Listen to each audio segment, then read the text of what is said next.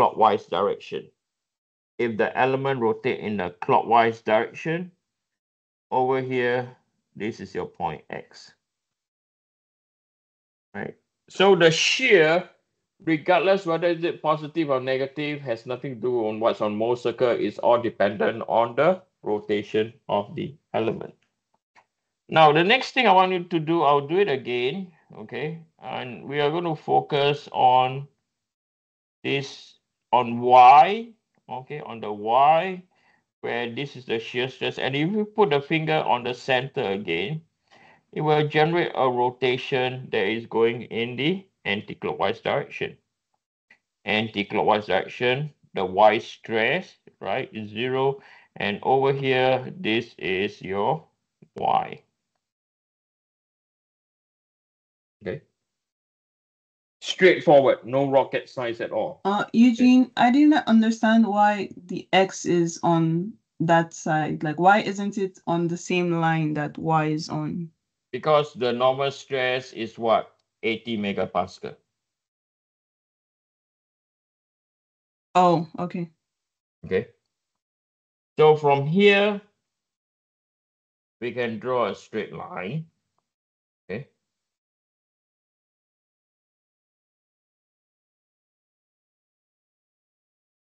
Joining X to Y.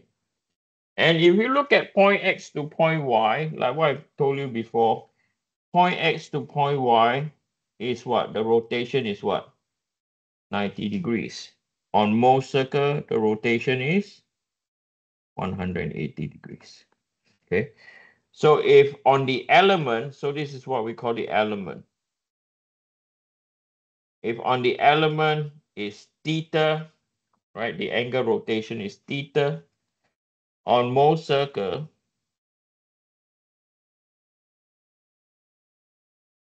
it's going to be 2 theta.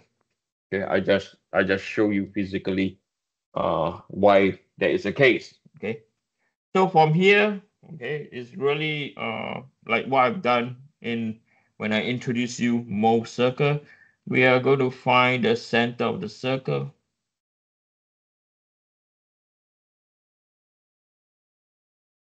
So center of circle is our stress average. So it's going to be stress X plus by stress Y divided by 2. So it's going to plus 80 plus by 0 divided by 2. Remember, stresses are vectors, okay? So you have to include the direction also. So this is equal to plus 40 megapascal, okay? So we are going to, we usually label the center as O. So this is our center. This is our point O. And we usually, what we do is we draw a vertical line.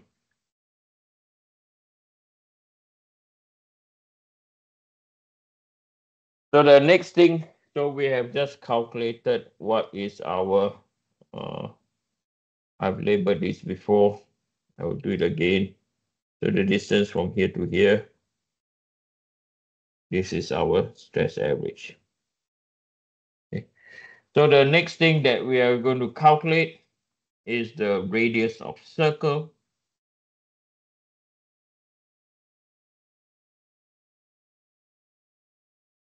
So radius of circle, as you have seen before, is our tau max, right? So the radius of the circle, so what it is usually so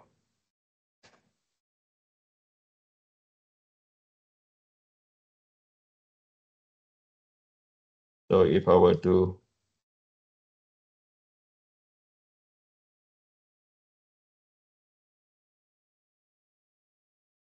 so this is the distance from here. Really to the distance to here, right? So this is our radius of the circle. So this is also known as our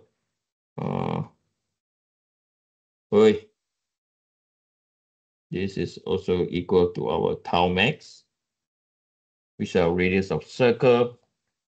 So when that's the case, right, so we know that this will be equal to, so we know the distance from here to here, or we know the value, right? So we know that the value from here to here is 40. And then we know the value from here to here. You know, this value over here is equal to 30, right? So it's 40 squared plus by 30 squared.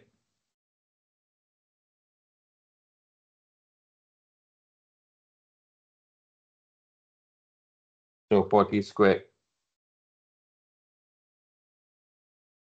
plus by 30 squared, square the whole thing is 50 megapascal. Okay. So from here, we can also determine our principal stresses.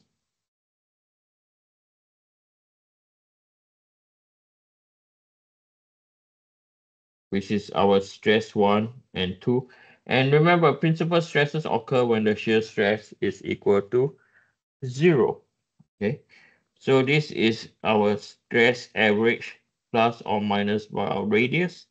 So this will be equal to 40 plus 40 plus minus by 50. So one of it is positive 90 megapascal, and the other one is minus 10 megapascal. So from here, we can sketch our mole circle. Okay, so our mole circle looks like this.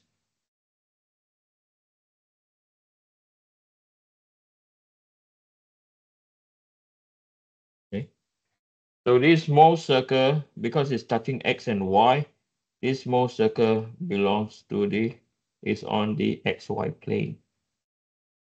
Okay, this circle is for the xy plane, right? So the other thing, so the next thing we want to determine is our principal plane. Okay, so we like to determine our principal plane.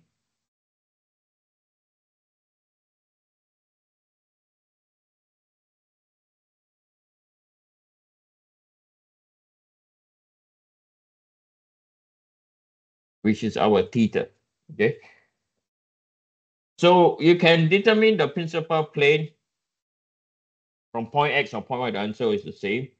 So this over here is our 2 theta p, right? Principal plane is theta p, sorry. You can determine from point Y is also what? 2 theta p. And the direction of rotation is the same. Okay. So from here, you know that tangent 2 theta p is equal to 30 divided by 40, right? So 2 theta p is equal to inverse tangent 30 divided by 40. Okay.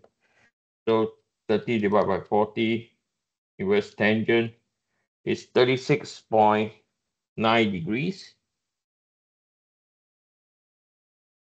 And the rotation will be in a clockwise direction. Okay. So therefore, theta p is equal to 36.9 divided by 2, right? So this is 18.5 degrees. Rotating in the clockwise direction. So what does this actually mean? Okay. So now we have all these angles. Okay.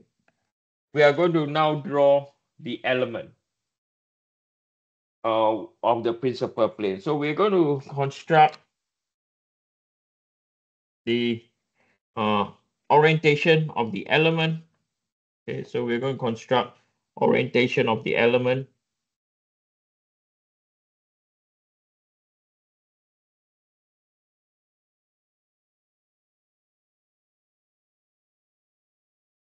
At its principal plane.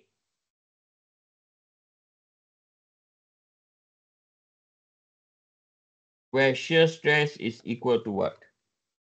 0. Okay. So let's draw the original first. Okay, I'm going to use a orange line. Okay, so the original element on the original axis is this is our original axis 0, and then I'm going to draw a vertical. Okay, then we know based from here the element or the axis has to rotate clockwise by 18.5. Okay, so 18.5. I'm using a protractor now in a clockwise direction. This is 18.5 approximately. Copy this, and I'm going to rotate this by 90 degrees if I could.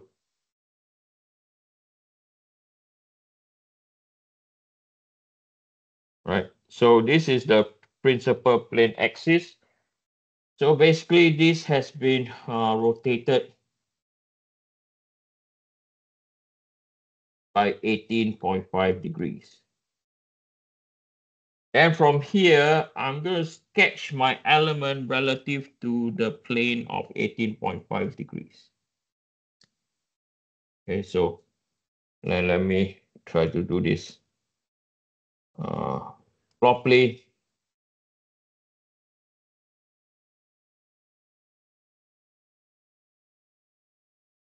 Okay, so this is one. Hey, this is our next one. Okay, so this is our element.